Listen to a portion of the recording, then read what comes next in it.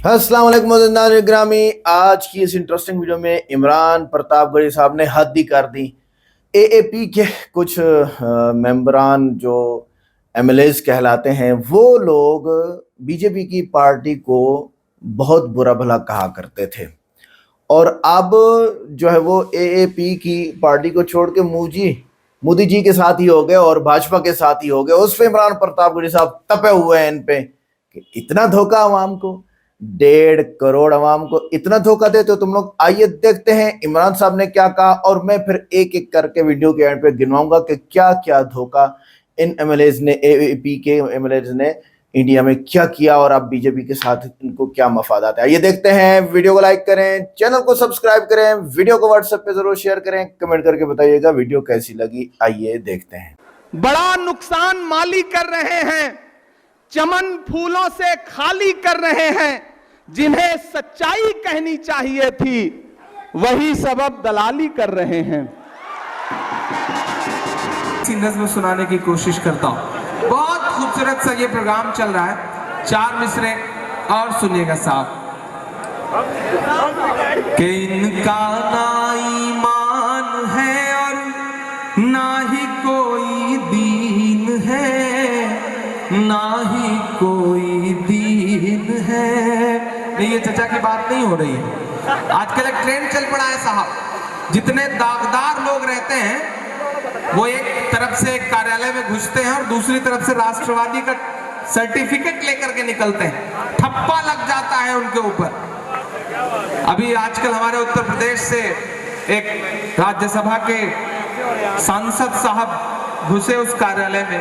पिछले दिनों उन्होंने पार्लियामेंट के अंदर बहुत खराब सा बयान दिया था, मुझे भी बुरा लगा था। तब वो समाजवादी पार्टी में हुआ करते थे, तब उनके ऊपर 11 लाख रुपए का किसी ने इनाम रखा कि उन्हें थप्पड़ मारा जाए और उनके चेहरे पे कालिक पोती जाए तो 11 लाख रुपए का इनाम है।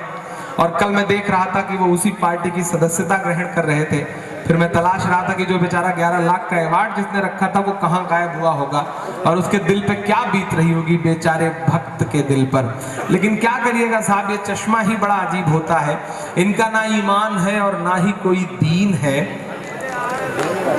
सांप सारे झूमते हैं, जाने कैसी बीन है।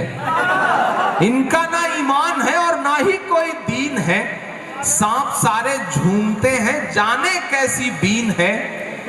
जो भी दागदार हैं वो धुल के ही निकलते हैं।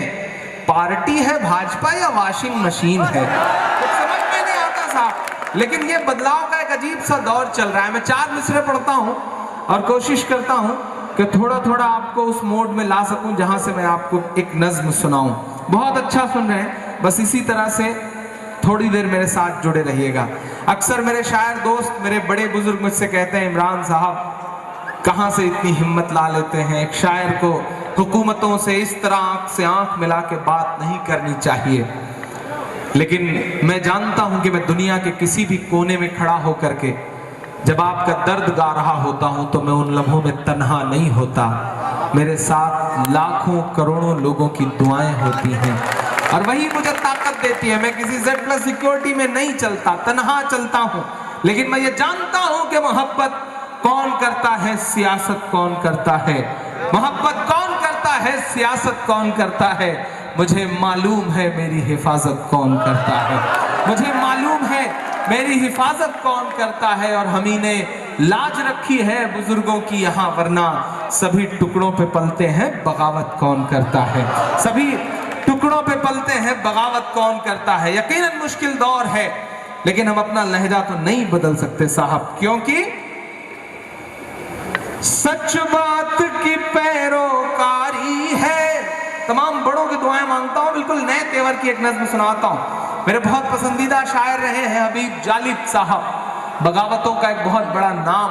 मैंने कोशिश करी है कि उनसे थोड़ा सा मिलती जुलती कुछ बात कह सकूं, जो उनका तेवर था उससे मिलती जुलती। जो बड़े अदीब बैठे हैं उनकी भी दुआएं मांगता हूं इस नज्म पर कि सच बात की पैरोकारी है, 100 झूठ पे एक सच भारी है। जरा सुन के बताना, अभी बहुत कम जगह ये नज्म पढ़ी है। आप अच्छे से कॉपी जांच देंगे तो इंशाल्लाह पूरे हिंदुस्तान में, पूरी दुनिया में पढ़ूंगा इस नज्म को। पढ़ता हूं साहब कि सच बात की पैरोकारी है, 100 झूठ पे एक सच भारी है। हर दौर में सच के साथ रहे, शायर की जिम्मेदारी है, शायर की जिम्मेदारी है। मैं आग से लड़ने निकला हूँ, अंगारों से क्या डरना, क्या डरना। मैं शायर हूँ, एक शायर को सरकारों से क्या डरना, क्या डरना, क्या डरना। बड़ी कमजोर तालियों में सुन रहे हैं, मुझे लग रहा है जैसे थक गए हो आप। जरा सा मुझे बताइए कि आप भी उसी जिंदगी के साथ मुझे सुन रहे हैं। मैंने पिछले 3 दिनों में तकरीबन 8000 किलोमीटर का सफर तय किया है मुसलसल, बिना सोए। और अगर मैं इतनी जिंदा दिली के साथ यहाँ खड़ा होकर पूरे तेवर के साथ आपसे गुफ्तगू कर रहा हूँ, तो आपसे और कुछ नहीं मांग रहा हूँ, बस मेरा दामन दुआओं से भर के मुझे विदा करना। मैं पढ़ता हूँ साहब कि सच बात की पैरोकारी है, 100 झूठ पे एक सच भारी है।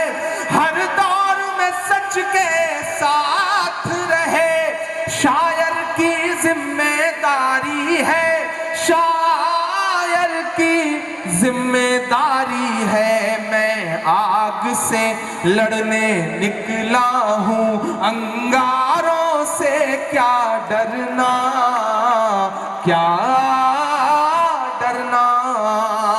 मैं शायर हूँ, एक शायर को सरकारों से क्या डरना, क्या डरना। सलाम है आपकी हिम्मत को जिसने पिछले 15 साल से झेला है। इमरान मिस्र पढ़ता है कि एहसास की शिद्दत मातम है, लफ्जों में खुशी ना मातम है। इस बात पे बस ईमान रखो, हर जुल्म की उम्र बहुत कम है, हर जुल्म की उम्र बहुत कम है। मैं सूरज हूँ और सूरज को अंधियारों से क्या डरना, क्या डरना।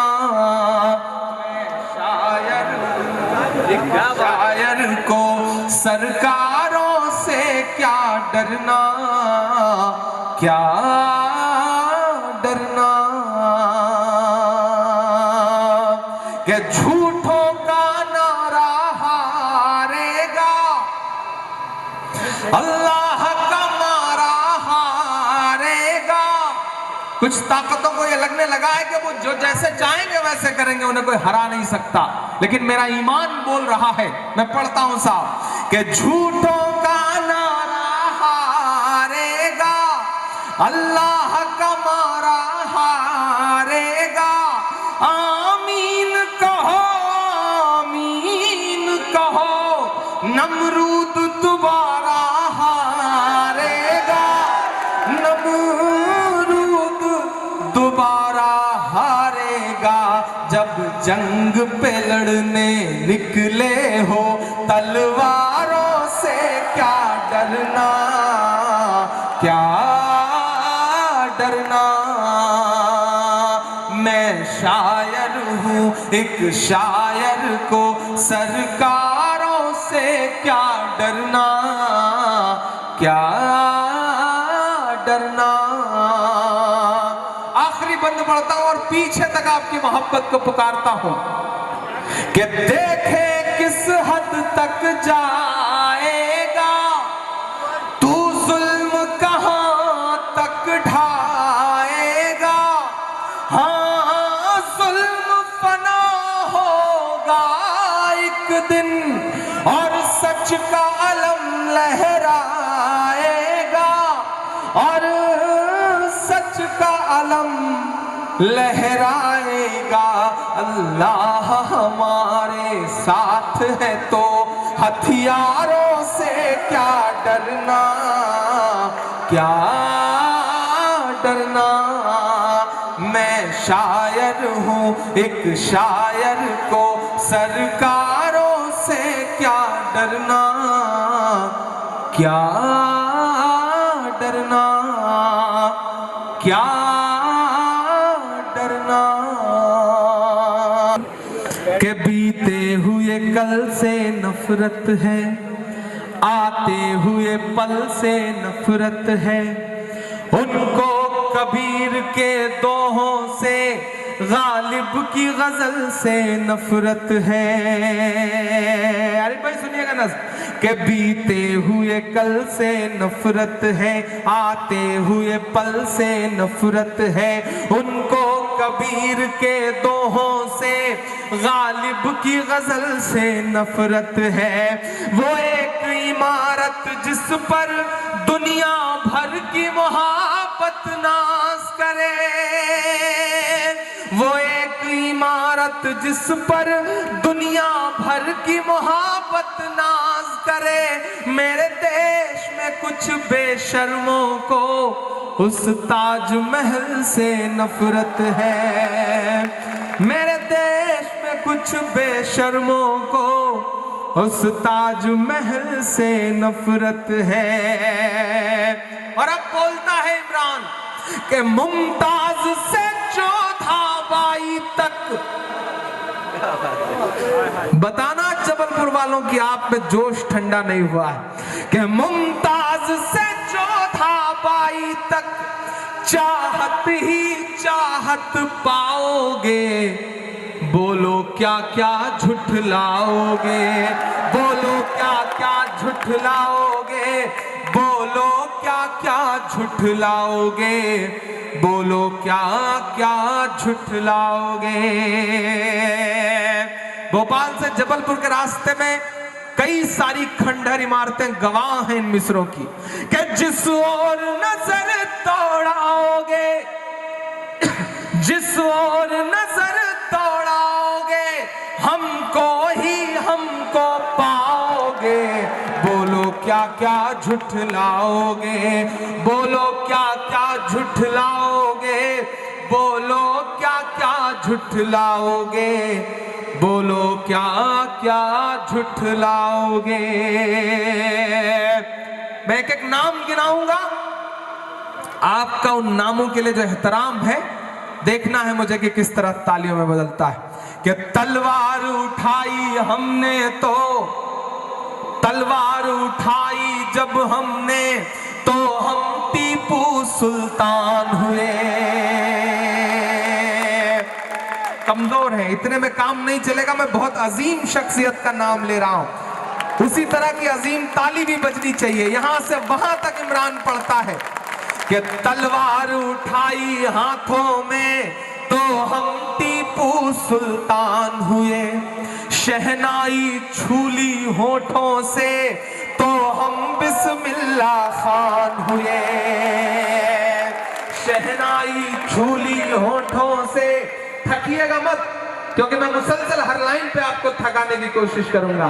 तलवार उठाई हाथों में तो हम टीपू सुल्तान हुए।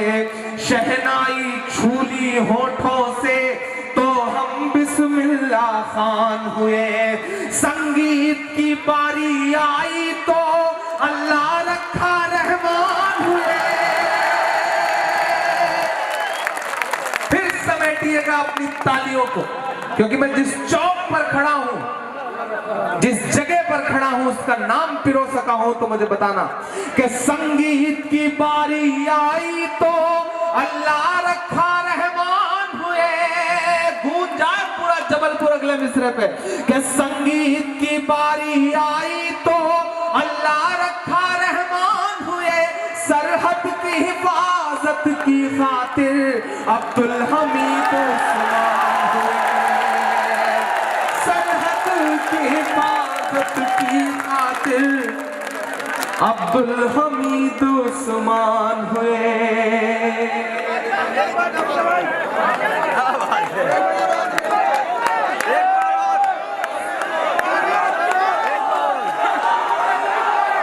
तलवार उठाई हाथों में तो हम टीपू सुल्तान हुए। उधर शायद आवाज नहीं जा रही, यही बात है। मैं दोस्तों से गुजारिश करूंगा, अच्छा दोबारा कह रहे हैं आप ना? हाँ मैं पढ़ रहा हूँ। उधर थोड़ी सी माइक वाले भाई भी, थोड़ी सी डीजे वाले बाबू थोड़ा सा देखिए, उधर आवाज नहीं जा रही है। मैं पढ़ता हूँ, बस थोड़ी सी शिरकत हो इस नज़्म में इंशाल्लाह आपकी। मैंने कहा ना 800 सालों की तारीख आएगी। फिर से हाँ पढ़ रहा हूँ साहब, मैं कहा आप 100 बार कहेंगे तो 100 बार पढ़ूंगा। जान कुर्बान है आप पर मेरे भाई, आपकी मोहब्बतों को सलाम। जो तालियां आपने बजाई है इन मिसरों पे यकीन करें, मैं आज पूरी जिम्मेदारी से खड़ा होकर इस मुशायरे में ये कह सकता हूं कि 10-10, 15-15 शायरों के लिए मुशायरे हुआ करते हैं, लेकिन किसी एक शायर को सुनने के लिए अगर लाखों की भीड़ आ जाए तो ये उस शायर के लिए जन्नत पाने जैसा होता है साहब। सलाम है जबलपुर आपको। और एक मिसरे पे जिस तरह आप रिएक्ट कर रहे हैं, ये सबूत है कि आप कितने जिंदा दिल लोग हैं। लखन साहब आप खुशनसीब भी हैं कि आपको ऐसे लोगों की मोहब्बतें हासिल हैं और ऐसे लोग आप पर यकीन करते हैं, आप पे एतबार करते हैं और आपको अपना रहनुमा मानते हैं। इनकी मोहब्बतों की लाज हमेशा बचा के रखिएगा कि तलवार उठाई हाथों में तो हम टीपू सुल्तान हुए, शहनाई छूली होठों से तो हम बिस्मिल्लाह खान हुए, संगीत की बारी आई तो अल्लाह रखा रहमान हुए, सरहद की हिफाजत की खातिर अब्दुल हमीद उस्मान हुए। वो जो हर दिन ट्रेवल एजेंसी खोल के बैठे हुए लोग हैं, टिकट देते रहते हैं कि चले जाओ पाकिस्तान, कमाल है साहब। उन्हें कहो, उनसे कहो, मेरा दोस्त मैशर अफरीदी एक शेर कहता है कि वो चाहते हैं कि हिंदुस्तान छोड़ दें हम, वो चाहते हैं कि हिंदुस्तान छोड़ दें हम। बताओ भूत के डर से मकान छोड़ दें हम, बताओ भूत के डर से मकान छोड़ दें हम। उनसे कहो कि जिनको जाना था चले गए। 1947 के बंटवारे में सरहद के उस पार से जब सदाएं दी जा रही थी कि मुसलमानों चले आओ तुम्हारा मुल्क ये है, तो सलाम आपको, सलाम हिंदुस्तान के अपने पुरखों को जिन्होंने जामा मस्जिद के मिंबर पर खड़े होकर के सदा दे रहे मौलाना आजाद की उस बात पे ईमान रखा कि मुसलमानों कहां जा रहे हो, तुम्हारा मुल्क हिंदुस्तान है, इसमें तुम्हारे पुरखों की कब्रें हैं। आप सबूत दें, उन्हें बताया जाए कि नहीं बाबू आप बाई डिफॉल्ट हिंदुस्तानी हैं, हम बाई चॉइस हिंदुस्तानी, हमने चुना है हिंदुस्तान को, हमने चुना है हिंदुस्तान को। और जब हमने इस खूबसूरत से मुल्क को अपने लिए चुना है तो हम इसके लिए कुर्बानियां भी देंगे, जान भी देंगे, इस पर अपना खून पसीना निछावर करेंगे, क्योंकि हमें इसकी मिट्टी से प्यार है, इसके तिरंगे से प्यार है, इस मुल्क से प्यार है। कि जिनको जाना था चले गए, अब हमको भेज न पाओगे, बोलो क्या क्या झुठलाओगे, बोलो क्या क्या झुठलाओगे, बोलो क्या क्या झुठलाओगे, बोलो क्या क्या झुठलाओगे। जब जहांगीर हम हुए हैं तो इंसाफ सिखाया है हमने, सुनना जबलपुर वालों, जब जहांगीर हम हुए हैं तो इंसाफ सिखाया है हमने, दुश्मन को अकबर बनकर दुश्मन को करना माफ सिखाया है हमने। आपको ईद नापसंद होगी साहब, मुझे बहुत पसंद है, क्योंकि वो मुझे 30 रोजे रखने के बाद मिलती है। मुझे ईद बहुत पसंद है, लेकिन लखन भाई लाखों की भीड़ में खड़ा होकर ये बात तस्लीम करते हुए कहता हूं कि मुझे ईद बहुत पसंद है, लेकिन मुझे रक्षाबंधन भी बहुत पसंद है, क्योंकि उस दिन मेरी बहन मुझसे फोन करके कहती है कि भाई अभी आपने मुझे तोहफा नहीं दिया, तो न जाने क्यों उस त्योहार से एक बड़ा अजीब सा अपनापन महसूस होता है। लेकिन नफरतों की बातें करने वाले भूल जाते हैं कि रक्षाबंधन का त्योहार आया कहां से, उसकी शुरुआत कहां से होती है। इमरान बोल रहा है, अगर सच लगे तो इनको सब मिसरों को याद रखना, और अब कोई आपको भेजता हुआ मिले तो ये मिसरे उसके मुंह पर मार देना। इमरान पढ़ता है साहब कि जब जहांगीर हम हुए हैं तो इंसाफ सिखाया है हमने, अकबर बनकर दुश्मन को करना माफ सिखाया है हमने। जब कर्मावती ने रक्षा वाला बस एक धागा भेजा था, अपनी तारीख का जश्न मनाओ। जब कर्मावती ने रक्षा वाला बस एक धागा भेजा था, बनकर के हुमायूं तब बहना की लाज बचाया है हमने। बनकर के हुमायूं तब बहना की लाज बचाया है हमने। जब जब बहनों से हाथों पर,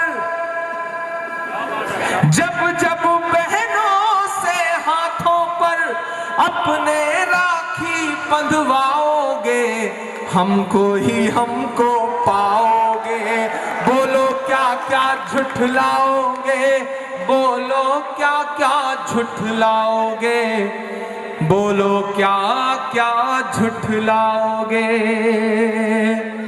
वक्त बुरा है, सियासी तौर पर भी समाज तुब मीनारा अपना है। टुकड़े टुकड़े की मत सोचो, सारा का सारा अपना है। टुकड़े टुकड़े की मत सोचो, सारा का सारा अपना है।